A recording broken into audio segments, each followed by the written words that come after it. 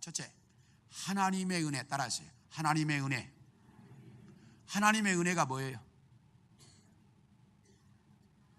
자, 하나님의 은혜란 자기 아들을 주신 것. 따라합시다. 하나님의 은혜는 자기 아들을 주신 것. 네. 하나님의 은혜가 무엇이냐? 자기 아들 예수 그리스도를 우리에게 주신 것. 이게 하나님의 은혜요. 다시 이야기하면 하나님은 자기 아들보다 누구를 더 사랑했다? 따라하세요. 하나님은 자기 아들보다 나를 더 사랑하셨다. 이것이 하나님의 은혜입니다. 동물들도 자기 새끼는 뭐예요? 보호합니다. 자기 새끼를 위해서 목숨을 바쳐요. 동물들도. 우리 인간은 자기 자식을 위해서라면 다 목숨을 줄 수 있을 만큼 사랑해요. 그런데 하나님은 자기 아들 예수 그리스도보다 나를 더 사랑하셔서 나를 위해 그 아들을 주셨다는 거예요. 이게 하나님의 은혜예요. 자, 하나님의 은혜는 뭐라고요? 아니, 복잡하게 생각하지 말라니까. 하나님의 은혜는 뭐예요? 자기 아들을 주신 것. 뭐예요? 네, 자기 아들을 주셨어요. 이게 하나님의 은혜야. 다음으로 예수 그리스도의 은혜는 뭡니까? 따라합시다. 자기의 생명을 주신 것. 네. 예수 그리스도의 은혜는 자기의 생명을 나를 위해서 주셨다는 거예요. 세상에서 가장 큰 사랑이 무엇이냐? 목숨을 줄 수 있는 사랑이에요. 예수 그리스도는 우리에게 은혜를 주셨는데 자기의 목숨을 주셨어요. 우리에게. 이게 예수 그리스도의 은혜입니다. 이만큼 우리는 목숨을 줄 수 있도록 사랑해야 돼. 그런데 여러분에게 한번 물어보겠습니다. 이 세상에서 나를 위해 자기의 목숨을 줄 수 있을 만큼 나를 사랑하는 사람이 여러분 주위에 있습니까? 한번 물어보겠어요. 우리 엄마 아빠는 나를 위해서 자기의 목숨을 줄 것이다. 손 들어보세요. 그런 엄마 아빠 있으신 분, 손 들어보셔요. 있어요, 많이. 부모는 그럴 수 있어요. 자, 그러면 두 번째, 내 남편은 나를 위해서 목숨을 줄 수 있을 것이다. 내 아내는 나를 위해서 목숨을 줄 수 있을 것이다. 그런 분 손 들어보세요. 없어. 자, 그럼 하나 또 물어볼게. 우리 자식들은 나를 위해서 목숨을 줄 수 있을 것이다. 손 들어보세요. 없어. 그러면 우리 친구 중에 나를 위해서라면 자기의 목숨이라도 줄 것이다. 그런 친구가 있는 분 손 들어보세요. 없어. 그러면 따라합시다. 나는 크게 해요. 나는 인생을 헛살았다.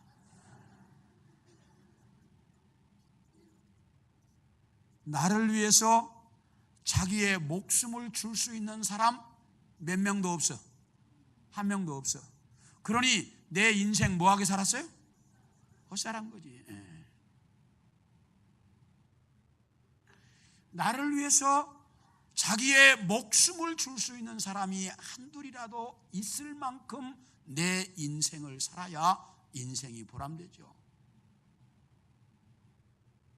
나를 위해 자기의 목숨 줄 수 있는 사람 하나도 없이 사는 내 인생이 얼마나 허망해요. 이것이 어쩌면 우리의 삶의 현실입니다. 그런데 예수 그리스도는 나를 위해서 자기의 생명을 주었다라고 이야기해요. 여러분이 아마 들으셨을 거예요. 어느 교회에서 목사님이 병원에 입원을 했습니다. 그래서 조사를 하니까 신장이 너무 나빠서 금방 신장 이식을 하지 않으면 생명이 위험하다는 진단을 받았습니다. 이제 그런 상황 속에서 친구 목사님이 그 다음 주일날 그 교회에 대신 와서 설교를 하면서 예배 시간에 이렇게 말을 했습니다. 여러분 교회의 담임 목사님이 지금 병원에 입원을 해서 신장 이식을 하지 않으면 생명이 위급할 정도의 급한 상황이라고 하는데, 여러분 중에서 신장 이식을 해줄 사람을 손들어라 그러면 너무 많이 손들을 것 같으니까 제가 여기서 지금 닥털 하나를 공중으로 날리겠습니다. 그래서 이 닥털이 자기에게 떨어지면 그분이 신장 이식하는 것으로 하겠습니다. 그렇게 하고 닥털을 공중으로 훅 불어서 날렸습니다. 조금 있다가 닥털이 어느 성도에게 딱 내려앉을 것 같으니까 성도가 예배 시간에 갑자기 할렐루야! 그러니까 닥털이 싹 공중으로 올라갔습니다. 조금 있다 또 어떤 다른 성도에게 공중에 그 닥털이 내려올 것 같은가, 또 그 성도도 뭐래? 할렐루야! 그러니까 싹 날아갑니다. 그래가지고 예배 시간에 이쪽에서 저쪽에서 계속 할렐루야 소리가 이어졌습니다. 그러다가 그 교회 담임 목사님이 죽고 나니까 할렐루야 소리가 그쳤다라고 하는 유명한 이야기, 아마 여러분들도 많이 들으셨을 줄로 압니다. 이만큼 우리는 다른 사람을 위해서 뭐 하지 않아요?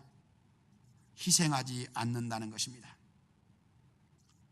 우리는 이만큼 희생하지 않으려고 합니다. 그런데 은혜가 무엇이냐? 하나님의 은혜란 자기 아들을 주신 것이고, 예수 그리스도의 은혜란 자기의 목숨을 준 것이 은혜입니다.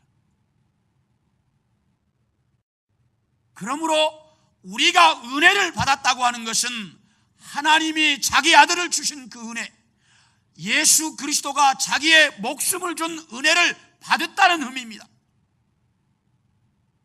그 은혜를 받았으면 우리도 이 땅에서 다른 사람을 위해서 무엇인가 희생할 수 있는 삶을 살 수 있어야 한다는 말입니다. 이 은혜라고 하는 것은 두 가지의 의미를 가지고 있습니다. 하나는 조금 전에 설명한 대로 자기 아들을 주신 하나님의 은혜와 자기의 목숨을 주신 예수 그리스도의 은혜를 깨달아서 구원받게 되는 것, 이것이 첫 번째 은혜이고, 요즘 우리는 다 예수를 믿고 삽니다. 예수를 믿고 사는 사람들이 은혜 받았다고 할 때는 무슨 의미냐? 따라합시다. 마음에 감동이 있었다. 이제 여러분들이 흔히 사용하는 은혜 받았다고 하는 말은 내 마음에 감동이 있었다는 의미입니다. 사랑하는 성도 여러분, 오늘 여러분들 중에 아직 구원의 복음을 깨닫지 못하신 분들이라고 하면 하나님의 은혜와 예수 그리스도의 은혜를 깨달아서 여러분에게도 구원의 놀라운 은혜가 있어질 수 있기를 축원합니다. 그리고 예수 믿는 성도들에게는 여러분의 마음에 감동이 있는 하나님의 은혜가 충만할 수 있기를 소원합니다. 그런데 이런 은혜는 어떤 사람들에게 주어진다? 어떤 사람들에게? 사모하는 사람들에게 주어지는 것이라고 말합니다. 여러분들이 예배를 드리러 올 때마다 하나님 오늘 나에게 은혜를 주옵소서. 내가 주님의 은혜를 사모합니다. 하나님 은혜 없이 살 수 없습니다. 하나님 내 안에 은혜를 달라고 여러분이 언제나 예배를 드릴 때마다 기도할 때마다 은혜를 사모하는 그런 성도들이 되어질 수 있기를 축원합니다. 자, 이렇게 은혜를 사모함으로 은혜를 받게 되면 따라합시다. 은혜는 어떤 고난 속에서도 인내하게 만든다. 우리 45절을 읽겠습니다. 45절입니다. 시작. 유대인들이 그 무리를 보고 시기가 가득하여 바울이 말한 것을 반박하고 비방하거늘. 자, 저를 보세요. 무슨 말이냐면 이런 얘기입니다. 비시디아 안디옥에 시민이 거의 다 모였다라고 말할 만큼 어마어마한 숫자가 모여가지고 바울의 설교를 듣고 회개하고 예수 믿고 찬양을 하고 감사하고 기뻐하며 정말 난리가 났습니다. 그런데 어디를 가나 꼭 멋지는 사람들이 있어요. 멋지는 사람들, 초치는 사람들이 꼭 있습니다. 여기도 그 난리가 났으면 다 좋아야 될 거 아니에요. 그런데 그 유대인들이 비방하고 시기하고 반박하고 욕하고 그래요. 어디를 가나 이런 사람이 꼭 있어요. 절대로 여러분들은 그런 사람이 되면 안 돼. 꼭 이 잘 되면 뒤에 앉아가지고 불퉁불퉁불퉁 입 삐쭉삐쭉. 그 삐쭉거리지 마세요. 삐쭉거리면 입 튀어나와. 그래가지고 꼭 불평하는 사람들이 생기는데 여기도 마찬가지였어요. 유대인들이 그렇게 비방하고 반박하고 욕하더니 그것으로 끝난 게 아니야. 50절을 봅니다. 자, 그 50절 봅니다. 시작.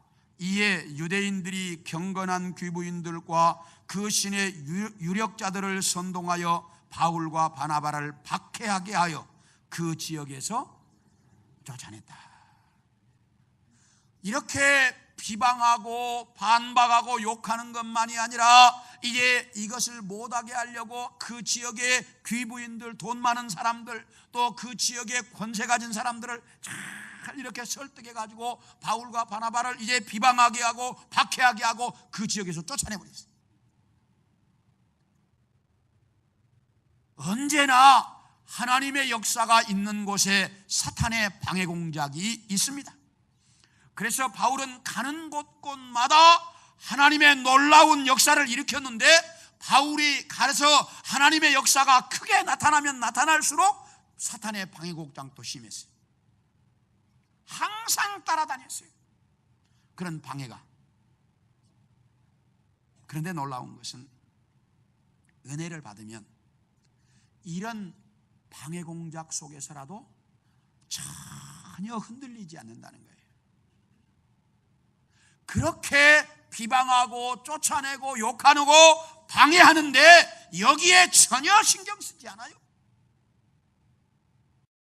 그게 하나님의 은혜다 그 말이에요. 하나님의 은혜를 받은 사람들은 그렇게 방해하고 비방할 때 그것 때문에 흔들리지 않아요. 오늘 본문에 보세요. 그렇게 비방하고 방해하고 손가락질하고 욕하는데 그런 것들 전혀 관대하지 않아요. 전혀 두려워하지 않고 기쁨이 충만해 있었다. 이렇게 이야기합니다. 이것이 은혜 받은 사람들의 모습입니다. 은혜를 받으면 여러분 환난이나 핍박이나 어려움이 다 사라지리라고 생각하지 마십시오. 은혜를 받아도 내 인생에 고난도 있고 어려움도 있고 환난도 있고 핍박도 있습니다. 은혜를 받는다고 이게 사라지는 게 아니에요. 있어요. 그런데 은혜 받은 사람들은 그 환난이나 핍박이나 고난이나 어려움에 잘 인내하게 된다 그 말이에요. 그게 은혜의 역사입니다. 그래서 은혜를 받으면 그 많은 환난 속에 잘 인내한다는 것입니다. 제가 지난 월요일 날부터 우리 교회경신협의회라고 하는 그 이제 교경의 수련회를 갔다 왔습니다. 그 수련회에 갔다가 주기철 목사님의 손자인 주승중 목사의 설교를 통해서 주기철 목사님이 어떠한 고문과 고난을 당했는지에 대해서 생생하게 들을 수가 있었습니다. 이 이야기는 주승중 목사는 나중에 태어난 손자이기 때문에 직접 못 들었고 자기의 작은아버지, 그러니까 주기철 목사님의 아들인 그 작은아버지를 통해서 직접 들은 이야기라고 합니다. 그때 자기 아버지나 형님들은 나이가 많았기 때문에 있으면 일본 순사들이 잡아가니까 다 도망가 버리고 없고 자기 작은아버지는 13살이었다고 그래요. 그러니까 어린아이니까 안 잡아가니까 집에 있었던 거예요. 그래서 그 작은아버지와 할머니와, 내가 주기철 목사님의 어머니죠, 할머니와 주기철 목사님의 사모님과 이렇게 세 식구가 있는데 일본 헌병대에서 연락이 온 겁니다. 주 목사를 데려가라고. 그러니까 아니 면회도 안 시켜주던 사람들이 갑자기 데려가라고? 이게 웬일이야? 그러면서 이제 세 식구가 그 주기철 목사님의 어머니와 부인과 이제 아들 13살짜리가 이제 경찰서로 주 목사님을 모시러 갔습니다. 갔더니 일본 순사들이 이러더라는 겁니다. 우리 차에다가 잘 모셔다 드릴 테니까 걱정하지 마라. 그런데 가다가 일본 그 신사가 있는 곳에 차가 잠시 멈출 것이다. 그러면 차에서 내리지도 말고 그냥 창문만 조금 열어놓고 일본 신사를 향해서 고개만 한번 까딱 해달라. 그러면 집으로 잘 모셔다 드리겠다. 그러니까 그 이야기를 듣고 있던 주기철 목사님의 어머니가 됐다 가자 딱 이러시더라는 거예요. 그러니까 주기철 목사님의 어머니가 대단하셨다고 그래요. 됐다 가자 딱 이러면서 이러시더라는 거예요. 그러니까 아들 안 모시고 가겠다는 거예요. 안 데려가겠다는 거예요. 그리고 집으로 일어나니까 순사들이 그래? 그러더니 경찰들이 딱 셋을 잡더라는 거예요. 따라와! 그러면서 지하실로 끌고 가더라는 거예요. 지하실로 끌고 가가지고 유리창문이 되어 있는데 유리창 밖에 딱 앉히더라는 거예요. 앉혀놓고 조금 있으니까 그 일본 이제 이 경찰들이 주기철 목사님을 끌고 나오더라는 거예요. 끌고 나오더니 공중에다가 딱 매달고 대여섯 명이 딱 빙 둘러서 가지고 몽둥이를 하나씩 들고 이쪽에서 빵 치면 저쪽으로 가면 저쪽에서 빵 치고 돌아가면서 몽둥이로 계속 두들겨 패니까 조금 있으니까 실신이 하더라는 거예요. 실신을 하니까 딱 풀어서 내려놓더니 찬물을 쫙 끼얹어서 정신이 딱 드니까 주전자 하나를 가지고 와서 일부러 가족들을 보여주는 겁니다. 지금 이제 보여주면서 주전자 하나에 물을 딱 타더니 거기다 고춧가루를 한 봉지를 딱 풀어갖고 쫙 타더라는 거예요. 그러더니 그 실신했다가 정신 든 누워있는 주기철 목사님의 입을 경찰들이 쫙 이렇게 벌리고 그 주전자에 물을 강제로 고춧가루 물을 붓는 거예요. 끓이고 막 발버둥을 치면서 그러나 뭐 강제로 벌리고 부으니까 그 마시게 되잖아요. 주전자 한 주전자의 물을 거의 다 부으니까 배가 이만큼 볼록 튀어나오더라는 거예요. 그러니까 주전자를 딱 집어 던지더니 경찰들이 딱 일었으니 등치 큰 놈이 하나가 저쪽에서부터 딱 굴러오더니 펑 뛰어가지고 배에 턱 주저앉더라는 거예요. 그러니까 막 이 입에서 고춧가루 물이 막 코에서 막 풀려나오더라는 거예요. 그러니까 또 한 놈이 와서 펑 주저앉더라. 그러니까 그 모습을 보고 있던 그 어머니와 부인은 실신해버리고 13살짜리 어린아이는 그 모습을 보고 실어증이 생겨버려요. 얼마나 기가 막힌지. 그래서 자기 작은아버지가 실어증에 한동안 시달렸다 그 이야기를 하더라고요. 그러면서 이제 이 주기철 목사가 죽으니까 시신 가져가라고 연락이 왔더래요. 그래서 시신을 가지러 간다 보니까 발톱이 하나도 없더라는 거예요. 얼마나 고문을 했는지 발톱이 하나도 없더래 발에. 그 모진 고문을 견뎌내게 해달라고 주 목사님은 갈 때마다 자기 어머니와 자기 부인에게 기도했다는 거예요. 어머니, 내가 혹시 이번에 가서 그 고문을 못 이겨낼지 모르니까 이걸 이겨낼 수 있도록 기도해 주세요. 언제나 갈 때마다 그렇게 부탁하고 갔다는 거예요. 7년 동안 옥살이를 했는데 실제로 옥에 산 것은 5년 7개월 살았고 이제 집에 잠깐 있다 잡혀갔다 막 이러면서 7년 동안 옥살이를 하다가 순교했는데 그 모진 고문을 견뎌낼 수 있었던 것은 하나님의 은혜가 있었기 때문이다 그 말이에요. 은혜 아니면 인간으로서는 그런 고문을 견뎌낼 힘이 없습니다. 우리가 이 땅에 살아가면서 정말 우리가 하나님의 은혜가 무엇이냐, 하나님의 은혜란 내가 이 땅에 살면서 많은 고난과 환난과 어려움과 핍박이 와도 그 핍박과 고난과 환난 속에서 그것을 견뎌낼 수 있게 하는 것이 하나님의 은혜라는 사실입니다. 여러분, 은혜를 받으면 모든 게 다 사라지고 모든 게 다 없어지리라고 생각하지 마십시오. 은혜는 그 모든 어려움과 환난과 고난을 이겨낼 수 있게 되는 거예요. 그것이 하나님의 은혜라는 사실입니다. 마지막으로 따라합시다. 은혜는 우리에게 기쁨이 넘치도록 한다. 52절을 보겠습니다. 52절입니다. 시작. 제자들은 기쁨과 성령이 충만하니라. 자, 지금 이 상황을 보세요. 바울이 비시디아 안디옥에서 그 많은 수가 모여가지고 그들에게 설교를 했고 계속해서 설교를 할 수 있는데 이제 유대인들이 선동해가지고 바울과 바나바를 쫓아내버렸습니다. 그러니까 집회를 할 수 있어요, 없어요? 없게 되었습니다. 쫓아내버렸으니까. 그러면 그 비시디아 안디옥에 살고 있는 제자들은 바울의 설교를 더 들을 수 있었는데 바울이 쫓겨나 보니까 설교를 들을 수가 없어졌어요. 더 이상 설교를 들을 수 없어요. 그런데 설교를 들을 수 없어도 그들에게 가슴 속에 기쁨이 있었단 말이에요. 집회가 중간에 중단돼 버렸습니다. 쫓겨나 버렸습니다. 집회가 이어지지 않습니다. 그래도 집회가 중간에 멈췄는데도 그들의 가슴 속에는 기쁨이 있었어요. 바울의 전도팀 일행은 비시디아 안디옥에서 전도하다가 쫓겨났습니다. 그래서 다른 도시로 가야 합니다. 집회하다가 중간에 쫓겨났으니 얼마나 억울합니까? 쫓겨났는데 쫓겨나서 가면서도 그들 안에는 뭐가 있어요? 기쁨이 넘쳤다, 그 말이에요. 도시에서 쫓겨나서 가면서도 그들의 가슴 속에는 기쁨이 있었어요. 이게 하나님의 은혜다, 그 말이에요. 하나님의 은혜가 뭐냐?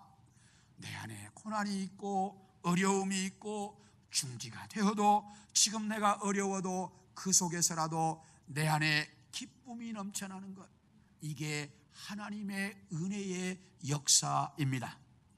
사랑하는 성도 여러분, 삶이 힘이 듭니까? 경제가 정말 어려워서 여러분들 정말 이렇게 몸 가누리기가 힘듭니까?